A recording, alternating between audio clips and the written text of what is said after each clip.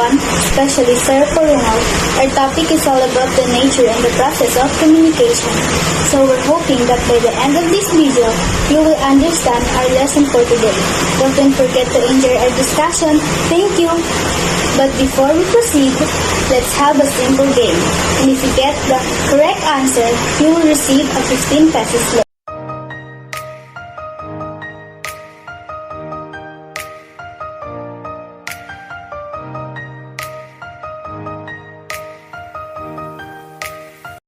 Did you enjoy our game? Now, let's move on in the discussion. But first, let me show you a short video clip. The CEO and the president is facing a huge problem. There was a leakage that came out about the anomalies of the company, including the mismanagement of the investors' capital. Good morning, Mr. Valenzuela. Some of our stakeholders have decided to withdraw their investment with us because of the fake spreading news that you and your family have another motive with their investment. But I said that none of those allegations are true. In fact, our company has started the new construction of our building last month, and they said they wanted to talk to you as the soonest possible time. Alright, I'm going to talk to them. Just send an appointment later after lunch. Thank you, sir, and I will inform you for the set appointment. 2 weeks later. Good afternoon, sir. With regard to our issue, I thought you will talk to them, but they said you didn't attend the meeting that you have set 2 weeks ago. They said that they want to withdraw all their capital that they have invested in this company. This only confirmed that the news that spread out was right. Oh, I don't remember that you had informed me 2 weeks ago about this kind of problem to solve. No, sir, I informed you about it, and you confirmed that you will talk to them to fix it. Alright. I guess you can handle this stuff, Miss Manuzan. And if they still insist that they want to talk to me, just make an alibi. But Mr. Valenzuela, they said... I'm the boss, so you must do whatever I say. Understand? Yeah, you're right, you're my boss. But you don't deserve that position because you're not capable to do things and you did not to do anything to solve this for the company. Are you saying something, Miss Manuzan? Nothing, sir. Bye. What is the subject of this clip? Do you think that we can solve a problem without communicating to your opponent or client? Well, you will see the answer of this question by listening to us. Good morning, Ms. Manuzon. Do you mind to expand what is the meaning, types, and nature of communication? Morning to Mr. and Miss. Sure, well, communication is a two-way process of connecting to both living and non-living things. It is also a means of sharing and exchanging messages, information, ideas, and feelings for mutual understanding. Good communicators pay attention to what others are saying, speak or write clearly, and respect differing viewpoints. First, verbal communication. Verbal communication encompasses all communication using spoken words or unspoken words, as in the case with sign language. It is important to understand how to effectively communicate your ideas verbally in order to avoid misunderstanding and maximize interest while you speak. Make sure to use right type of language, speak clearly, know your audience, respond in the best way, and use an appropriate tone when speaking. Second, nonverbal communication.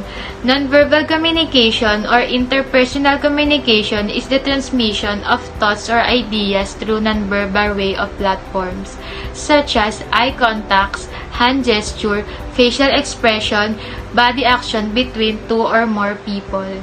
Third, written communication. Written communication can take the form of anything you write or type, such as letters, emails, notes, text, billboards, even a message written in the sky. With written communication, it is important to know your audience, your purpose, and maintain consistency throughout your written message. Visual communication. Visual communication is one you may not have heard of, but is the one that complements the other types of communication well. Visual communication is delivering information, messages, and points by way of graphical representation or visual aids. Some commonly used examples are slide presentation, diagrams, physical model, drawings, and illustration. When you use visual communication in addition to verbal, non-verbal, and written communication, you create a very effective way for your message to be heard and understood. And last, listening. Listening is a surprisingly important part of communication, and in order to be a great communicator, you must master the art of listening. Remember that listening doesn't just mean hearing or politely waiting for your turn to speak.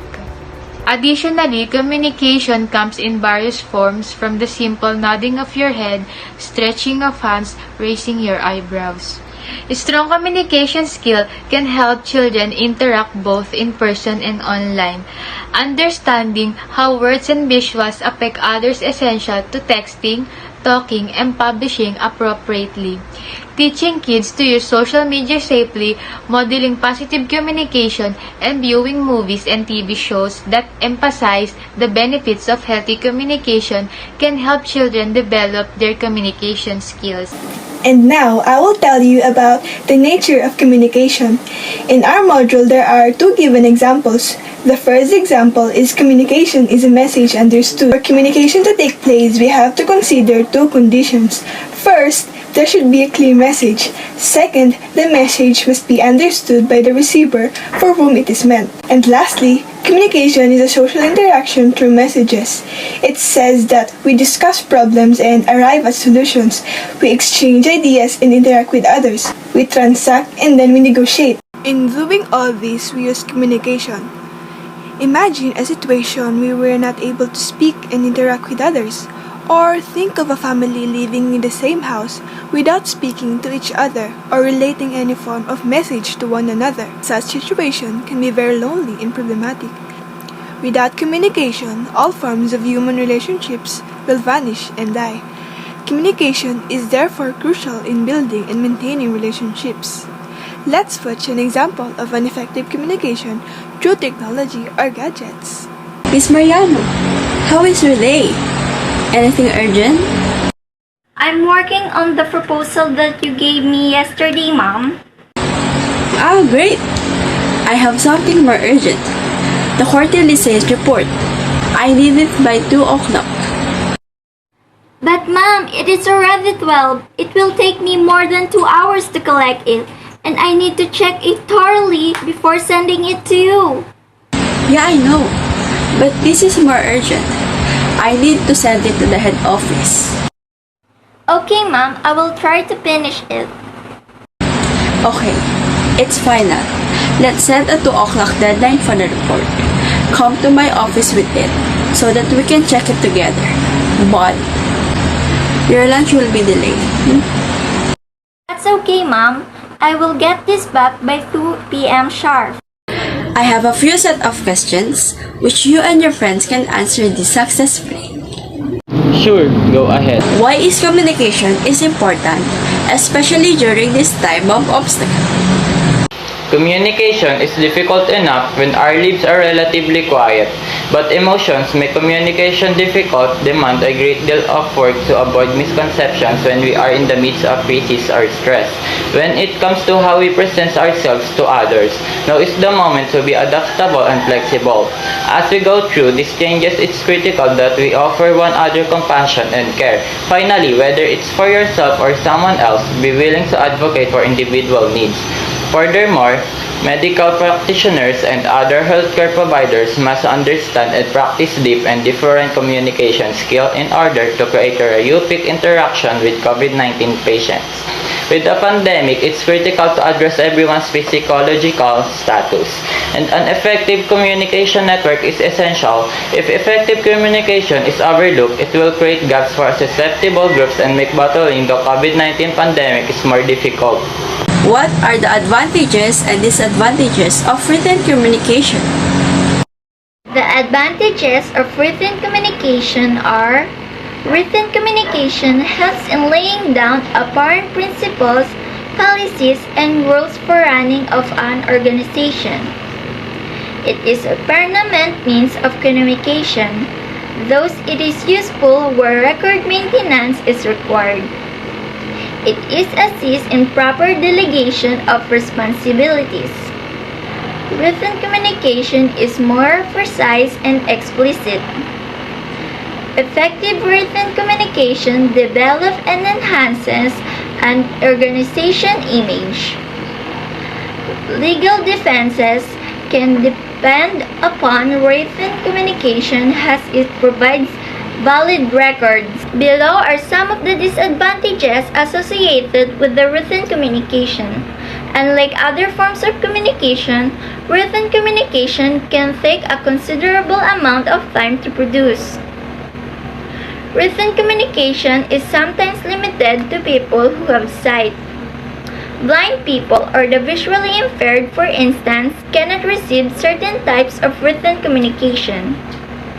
For example, a blind man cannot receive information from a poster or notice. Written communication are also not flexible. It is a very rigid means of communication. What are the disadvantages of using technology to communicate? Hello everyone, I'm John Lester Tating and about to tell you what are the possible disadvantages of using technology to communicate. Text messages, emails, and Facebook posts have taken over much of our social lives for many of us. Even though this is the new normal, we shouldn't forget about the good old-fashioned phone calls or face-to-face contact. Learning about the drawbacks of technological communication may motivate you to pick up the phone and dial it. Disadvantages of using technology to communicate. First, lack of privacy. You may believe that sending a fast text or IM provides greater privacy than making a phone call in a crowded place. Although the initial conversation was private, the recipient may unintentionally or intentionally share the instant message or email with others. Not only will you be able to refute the communication, but it may also be embarrassing and even harmful depending on the substance of the message.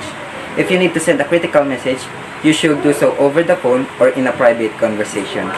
Third, distraction from real life. People who rely on technology as their major mode of communication may develop tunnel vision as a result of their obsession with their devices.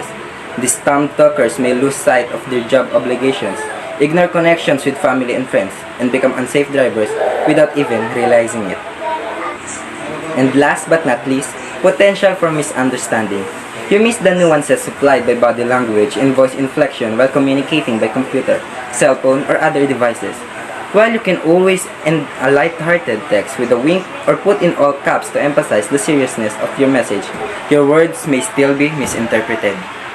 We're here in the last point of our discussion.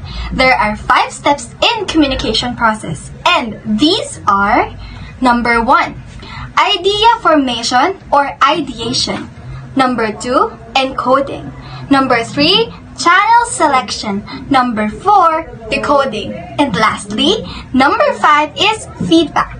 So first, let's talk about idea formation or ideation. Idea formation, or also known as ideation, refers to the formation of ideas or selection of a message to be communicated. Next, encoding. Encoding is the process of turning your thoughts into communication. It also refers as putting your ideas into a message by using some mediums. It could be through cell phones, messaging, email, FB Messenger, and face-to-face meetings. Next is channel selection. We couldn't actually say that channel selection is a process, but still, it could be. Because this is where you'll choose your medium or the way how you'll transfer or send the message. Next one is decoding. So decoding is known as the process wherein we will turn the message we have received into thoughts. And lastly, feedback. Feedback is the response that the receiver will give to the sender of the message.